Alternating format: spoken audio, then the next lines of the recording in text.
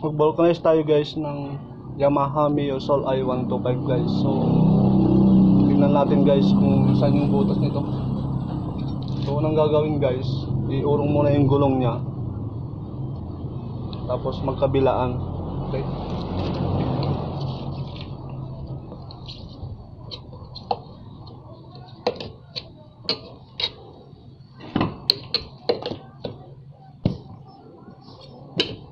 okay, sa kabila din iurong ko.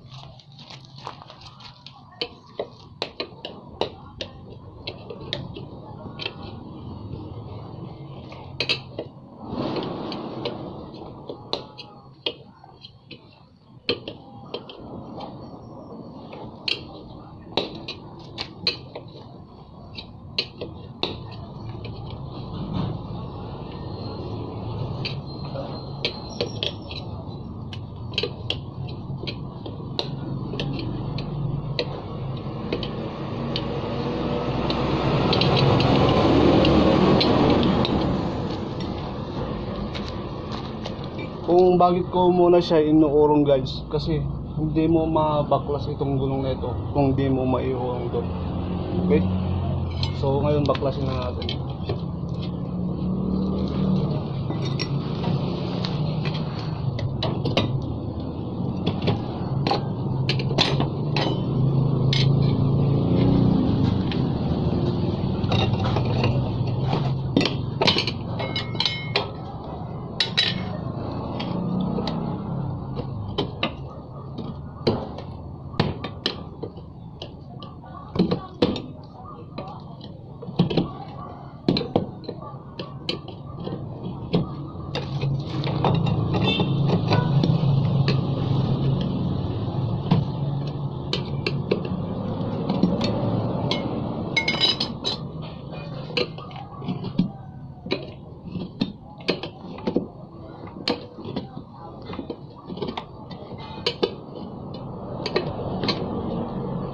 Okay, kaya medyo sa mahirap guys na baklasin, malapad siya.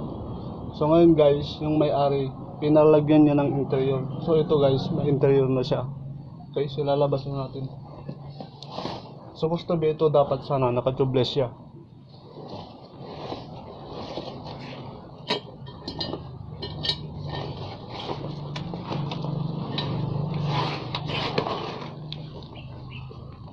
Tingnan mo naman yung kanya guys, yung gulong niya. Yung gulong niya guys, 90-80 by 14. Tapos yung interior niya guys, sobrang liit.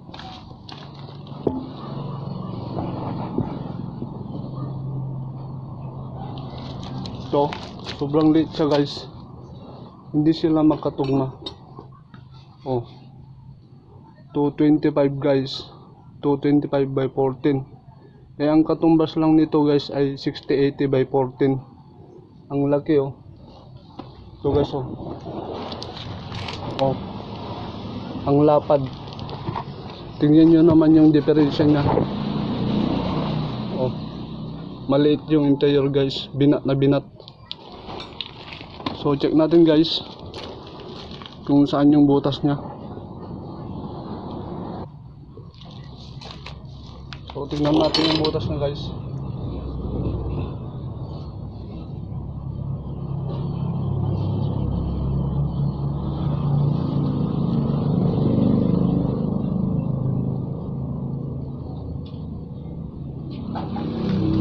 So dito ang butas niya.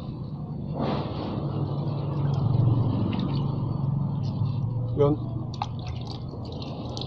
Yun.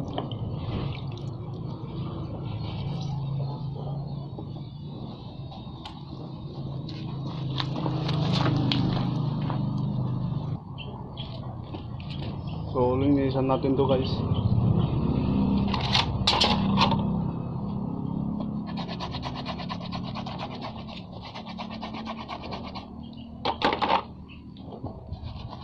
Punasan.